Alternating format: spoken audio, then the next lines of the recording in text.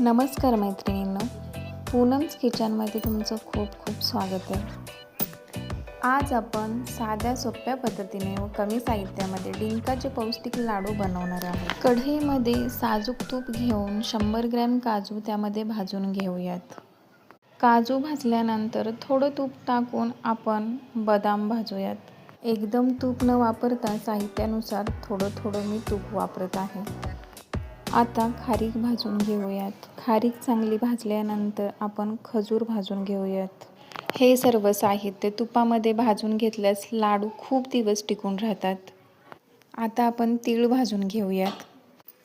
तिळाला सोनेरी रंग येई तोपर्यंत भाजून घ्यावे। त्यानंतर थोडे तूप टाकून किशमिश भाजून घ्यावे। मी 2 प्रकारचे किशमिश घेतलेले आहेत। किशमिश भाजून झाल्यावर आपण पिस्ता भाजून घेऊया। 50 ग्रॅम पिस्ता मी यामध्ये वापरणार आहे। डिंक भाजून घेऊया आपण आता। डिंक चांगला भाजला की तो फुगतो आणि नाही भाजला गेला की लाडू खाताना आपल्याला दातामध्ये चिकटतो। त्यानंतर अर्धा किलो खोबऱ्याचा किस सोनेरी रंग येतोपर्यंत आपण भाजून घेऊयात। आता डिंक, काजू, बदाम, पिस्ता, खारीक हे सर्व साहित्य आपण मिक्सरमध्ये बारीक करूया। इलायची पावडर मी अगोदरच तयार करून ठेवलेली आहे।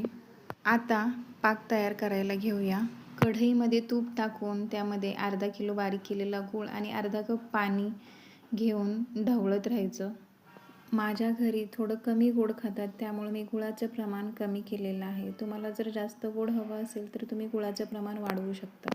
5 ते 7 मिनिटात आपला पाक तयार झालेला आहे। आता आपण तो मिक्स करून घेऊयात। आता सर्व साहित्य एकजीव करून आपण लाडू वळून घेऊयात। तुम्हाला जर माझी रेसिपी आवडली असेल आणि अशाच नवनवीन रेसिपीज हव्या असतील तर लाईक, सबस्क्राईब नक्की करा। आणि हे पौष्टिक लाडू एकदा नक्की बनवा आणि कमेंट करून सांगा कसे